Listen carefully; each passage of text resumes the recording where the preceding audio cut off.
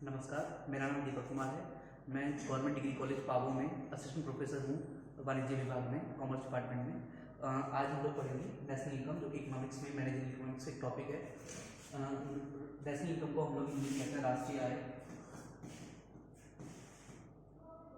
आज हम लोग इससे जुड़े सारे कॉन्सेप्ट्स को रीड आउट करेंगे।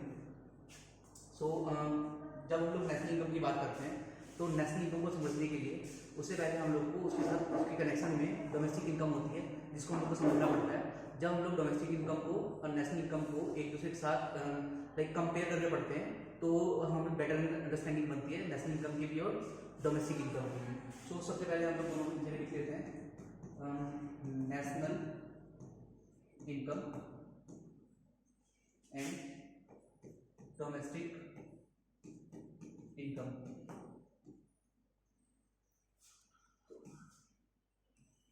तो डोमेस्टिक इनकम और नेशनल इनकम में क्या अंतर होता है, जब हम लोग इनके अंतर को पढ़ेंगे तो हम लोग को बेटर अंडरस्टैंडिंग बनेगी हमारी कि दोनों के अपने अपने मीनिंग क्या है, इनको हम लोग कंपैरिजन करके पढ़ते हैं।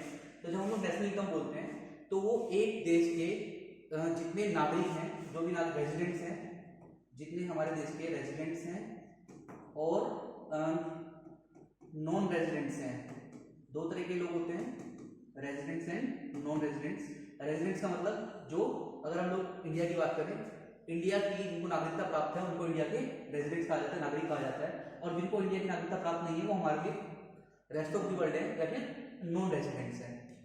तो जब हम लोग नेशनल इनकम की बात करेंगे तो हमारी जो इनकम होगी वो सिर्फ रेजिडेंट्स की काउंट होगी। किसकी इनकम काउंट होगी? सिर्फ रेजिडेंट्स की। वेदर वो हमारी जो डोमेस्टिक टेरिटरी है, जो हमारे देश की डोमेस्टिक टेरिटरी है या फिर पॉलिटिकल बाउंड्रीज है, जहां तक हमारे देश की सीमाएं हैं, उन सीमाओं में जो लोग रह रहे हैं, चाहे वो हिंदुस्तान के लोग हैं चाहे बाहर के लोग हैं, उनके द्वारा जो इनकम जनरेट होती है उसको हम लोग डोमेस्टिक इनकम बोलते हैं, या फिर जिसको हम लोग डोमेस्टिक इनकम बोलते हैं, या फिर हमारी जो घरेलू आय है वो बोलते हैं। तो एक डोमेस्टिक टेरिटरी के अंदर जितनी इनकम जनरेट की गई है वो है डोमेस्टिक इनकम, चाहे वो रेजिडेंट से जनरेट की हो चाहे नॉन रेजिडेंट ने। अगर हम लोग एग्जांपल में सपोज है इंडिया की डोमेस्टिक टेरिटरी में जहां तक हमारे देश की बाउंड्रीज हैं, उतनी बाउंड्रीज में अगर रेजिडेंट्स ने और जो विदेश के लोग आए हैं उन लोगों ने मिलकर जितनी इनकम जनरेट की उसके सम टोटल को हम लोग कहते हैं डोमेस्टिक इनकम।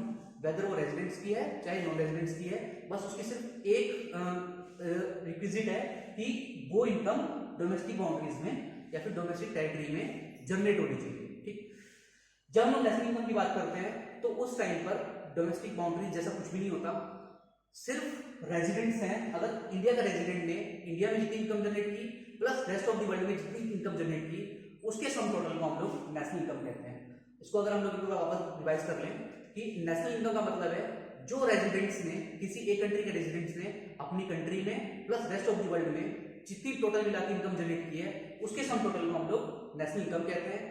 और किसी एक डोमेस्टिक टेरिटरी में या फिर एक देश की ज्योग्राफिकल बाउंड्रीज या फिर पॉलिटिकल बाउंड्रीज के भीतर जितनी इनकम जनरेट हुई है, वेदर वो रेजिडेंट से जनरेट की है या फिर नॉन रेजिडेंट से जनरेट की है, उसको हम लोग डोमेस्टिक इनकम कहते हैं। ये बेसिक इनके मीनिंग है।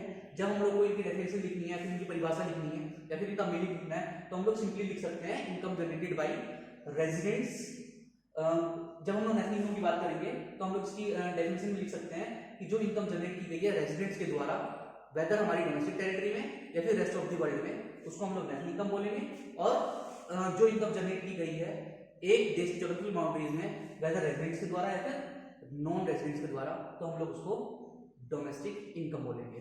इसके बाद हम लोग आगे करते हैं, इन दोनों चीजों को समझने के लिए हमारे पास कुछ एग्रीगेट्स होते हैं, हम लोग आगे करते हैं।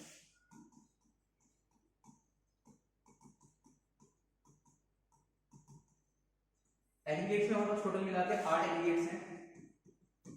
GDP, GDP, NDP, NDP, GNP, GNP, NNP, NNP, FC, MP, FC, MP, FC, MP, FC, MP. अगर हम लोगों ने इन कॉन्सेप्ट्स को पढ़ लिया तो समझ लिया तो हम लोग को नेशनल इनकम का 60% पार्ट समझ में आ जाएगा। ये 8 एग्रीगेट्स हैं। इन एग्रीगेट्स में जो सबसे पहला जी है, इस जी का मतलब होता है ग्रोस। इस जी का मतलब होता है ग्रोस, और जो डी है इसका मतलब होता है डोमेस्टिक, और जो लास्ट में पी है ये हर जगह की सेम प्रोडक्ट है, या प्रोडक्शन भी बोल सकते हैं हम लोग, या फिर इसको हम लोग उत्पाद बोल सकते हैं। ओके, तो जो स्टार्टिंग में एन है इसको हम लोग नेट बोलते हैं, एंड ये ग्रोस है अगेन, ये जो मिडल वाला एन है इसको नेशनल कहा जाता है, राष्ट्रीय कहा जाता है, और जो मिडल में डी है इस डी को डोमेस्टिक बोलते हैं। एंड देन आप लोग देख रहे होंगे फैक्टर कॉस्ट और मार्केट प्राइस लिखा हुआ है।